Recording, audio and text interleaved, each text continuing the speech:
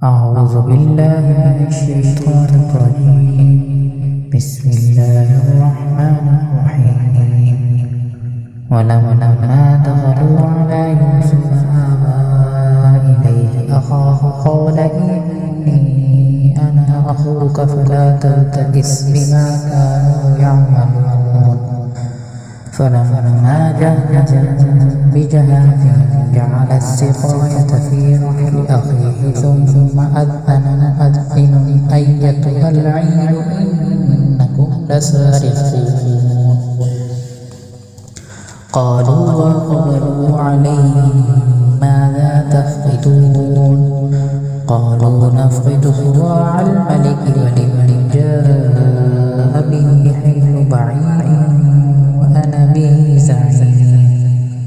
قالوا تالله لقد علمتم ما جئنا لنفسد في الأرض وما كنا سارقين. قالوا فما جزاؤه إن كنتم كاذبين. قالوا جزاؤه من وجد في رحله فهو جزاؤه كذلك نجزي الظالمين. فبدأ بأوعيتهم قبل وعاء أخيه ثم استخرجها من وعاء أخيه كذلك كدنا ليوسف ما كان ليأخذ أخاه في دين الملك إلا أن يشاء الله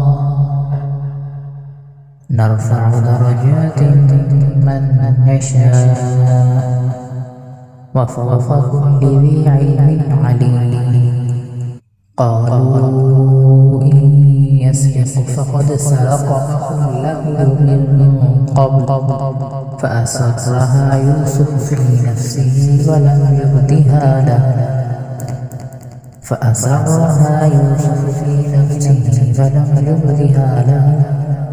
قال أنتم شر مكانا والله أعلم بما تصفون.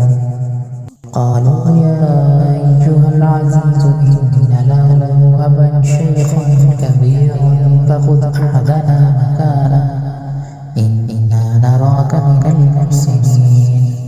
قال معاذ الله أن نأخذ إلا من وجدنا متاعنا عنده إنا إذا لظالمون.